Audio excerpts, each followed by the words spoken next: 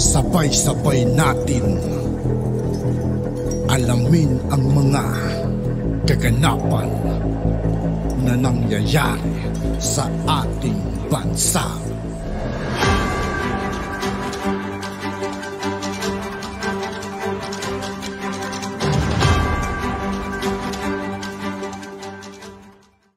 Yo, what's up mga kaibigan? This is I2K po again. Ngayon nandito naman ulit tayo sa channel ni Banat Kapanig TV. Dito naman ulit tayo magbibigay ng komento at reaksyon. Kaya samahan nyo ako guys. Let's go!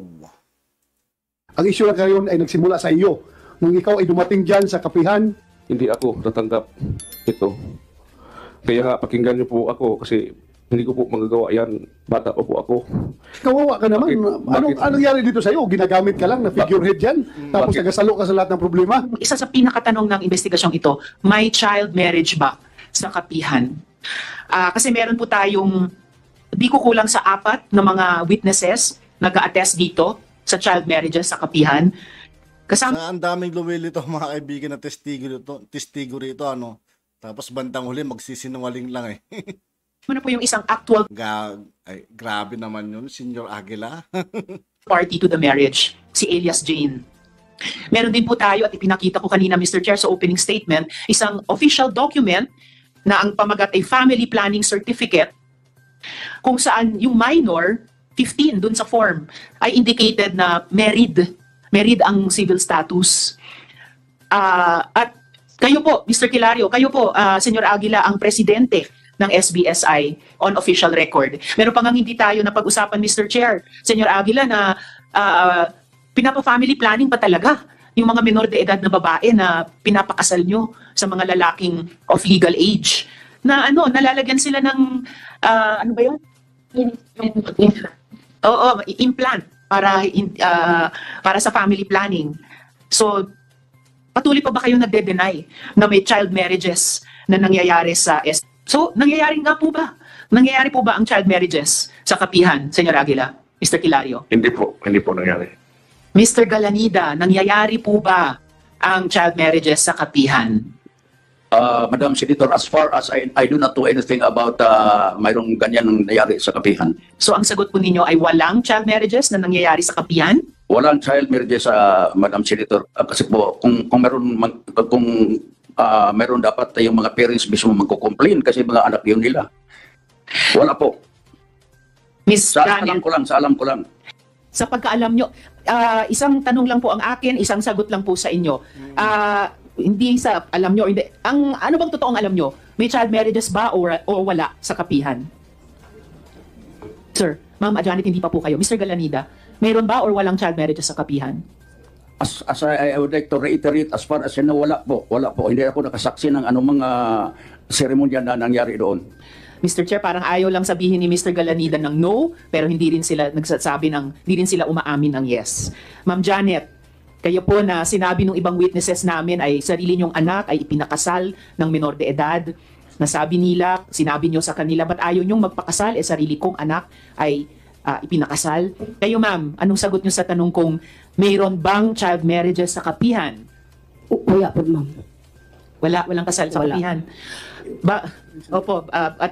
Bago ko huling tanungin si Karen Sanico, Mr. Galanida, ang impormasyon din po namin ay may 2 apo kayo na ikinasal din po sa minor sa kapihan.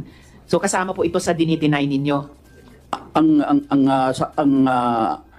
Ang masabi ko po, yung walang kasalan, tulad ng sinabi ni Janet, mayroon namang mga bata na hindi tulad sa kanya hindi mapigilan natin na parang may pre-marital engagement na nila. So, kami mga parents, wala kami pong magawa. Well, Mr. Chair, bago ko huling itanong si Karen Sanico, i-obserbahin ko lang na yung sa simpleng tanong ko, hindi po makapagbigay ng simple at diretsong sagot si Mr. Galanida. Ang huling tanong ko po kay Karen Sanico, Sir, meron po bang, sa kabila nitong lahat ng mga pagtetestimonya at pinaalala ko kayo, tulad nung sinabi ng chair sa lahat ng resource persons, you are under oath, Sir Sanico, meron po bang, sa kabila nitong lahat ng mga pagtestigo ng ating victim survivors, meron po bang child marriages sa kapihan? Wala po talaga, ma'am. Wala. Ay, okay, Mr. Chair, sa ganyang mga sagot, I respectfully move to cite in contempt J. Renz Kilario, Mamerto Galanida, Janet Ahok, and Karen Sanico. I so move, Mr. Chair. There is a motion to cite in contempt Jerry Esquilario, Mr. Galanida, Karen Sanico, and what's the first name of Ahok? Janet Ahok. Is there any objection? Hearing none, the four aforecited personalities are hereby cited in contempt. So ordered. Mr. Chair. Usaa, after this hearing, you take custody, physical custody of the four contemptees. Huh? Mr. Chair, from the Department Yes, of Justice. go ahead. Mr. Chair, Yusek T. yes, Mr. Chair, maybe just request for the committee for the Senate to allow the respondents who are cited in contempt to attend the hearings in the Department of Justice will be scheduled in 2 weeks. Yes, we will just make the necessary communication, and USAA will take care of their transportation papunta doon sa hearing ninyo. Okay, thank you, Mr. Chair. With that, meron pa kayong gustong sabihin? Yes, Jerens? Your Honor, sakit po isipin na parang hinusgahan na po ako ng lahat. Kasi yung pagka-presidente ko ng Socorro Bayanihan Services Incorporated ay hindi ko po kagustuhan. Kung hindi lang yung aming presidente na si Rosalina Tarok, hindi ako tatanggap ito. Kaya nga, pakinggan niyo po ako kasi hindi ko po magagawa yan. Bata pa po ako. Hindi nga po ako nakapagtapos ng pag-aaral. Kawawa ka naman. Bakit? Anong nangyari dito sa'yo? Ginagamit ka lang na figurehead dyan. Tapos Bakit? nagasalo ka sa lahat ng problema. Wala ka palang, ano ba? Bakit po, Sir, Your Honor, na Tanungin mo na kita, bakit ikaw ang napili? Sige nga. dahil po ni Rosalina Tarok, Bakit ka nga napili ni Rosalina Tarok na you are totally out of the picture? Lumabas ka lang nung sinabi na mayroon kang powers. Bakit ka ikaw napili ni the late Tarok, yung lula ni attorney? yun nga yung hindi ko alam, bakit ako yung Hindi, tanongin mo, hindi mo alam. Imposible hindi mo alam. Gagano ka lang, tutunga ka lang, bakit ako? Siguro nagtanong ka. At siguro may alam ka, bakit ikaw pinili? Sige nga, you share to this committee. Open tayo dito. We will hear you. Naintindihan namin yung kwan mo, yung handicap mo. Naintindihan namin. Sige, mag-share ka sa amin. Bakit ka ikaw ang pinili? Yung kapag sasabi lang po si Atty. na yung apo niya. Yung apo niya. Kaya nga, bakit ka nga ikaw napili? Yun nga, yung... Sa kabata-bata mo, sige magkinig ka. Bata ka, wala kang alam, inosente ka. Whereas nandyan yung mga, kung sa atin pa sa, maalam, mga matatanda na maraming alam, doctor of education. Bakit ginawang vice president lang? Ikaw, na wala pinag-aralan, ginawang presidente. Kaya tinatanong, binabalik ko sa question, bakit ikaw? Parang napaka-imposible kasi mga kaibigan, no? Kumbaga may kakaiba eh. Kahina-hinala talaga siya eh. Ang pinili nung namayapang dating presidente. Pwede ko magbisaya. Sige, magbisaya ka. Sige. Muna yung pangutara nga. Hindi ko na maintindihan yung mga kaibigan. Bisaya na eh. Okay, bago sa unsay kuan ni Rosalina nga nung gipili ko nga ako usa man ko kabata, 22 years old mo, 23 pa man ko. Okay, sige. Bata ka, 23 years old, pinili ka. Ganito na lang.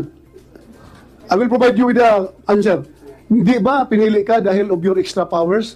Dahil ka makakakumand ka ng following sa mga tao dahil naniwala ang mga tao ng kapihan na masave mo sila sa lahat ng katalagman, lahat ng masama pangyayari sa mundo dahil you are the reincarnation of Christ. Kung totoo po yan, Your Honor, may FM radio station kami. Ano? May FM radio station kami, nagsulti-sulti na unta ko sa FM radio station nga ako, Mesiya, ako, Isos. Yung tahod mo ng mga tao, yung respeto, gumikan sa Katawa ko bigla rin mga kaibigan. Banggit pa si Jesus. Nagkamalan daw siya. ni Rosalina, ang pagtahod nila, gumikan sa pagtahod nila Rosalina. Dahil sa ang tawag yan? Dahil sa dahil sa respeto nila kay Rosalina, yung mga tao, ikaw ang binoto, ikaw ang pinili dahil ikaw ang gusto ni Rosalina. Yun lang. Yun yung nahong nga, yung naibawan, Your Honor, nga si Rosalina nagani maglisod pa kong dawatan ni nga katungdanan, Your Honor, kay usap ako kabatan noon. Tinatawag ka nga nila na Haring Agila. Tanungin kita, bakit ka tinatawag na Haring Agila? Dili, uya ako tawagan nga hari sa uya ako tawagan na, Your Honor. Oh, waya. Imposible Ang waya nga. tawag nila, Your Honor, is Senyor Aguila. Senyor Aguila, sige. Bakit ka tinawag na Senyor Aguila? Kasi yung Senyor Aguila is screen name na is as a music. Composer, nag-compose ako ng kanta. Composer ka, Senyor Aguila ang tawag sa'yo. So walang relasyon yan sa paniniwala ng mga tao ng kapihan na ikaw ay tawag to, second coming of Santo Niño, or ikaw ay makakagamot ng may sakit. Hindi, wala po kinalaman yan po. Ha? Yung talento ko, binigay po yan ng Panginoon. Anong talento na yan? Yung pag-music. Music. Kumakanta ka? Opo, kumukompose. Compose.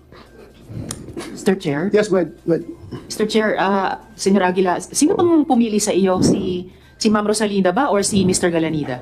Hindi po si Mr. Galanida, si Rosalina po, Your Honor. Pero sa kondukta po ninyo, sa buong maghapong ito, 8 oras na halos, ito Tapos na.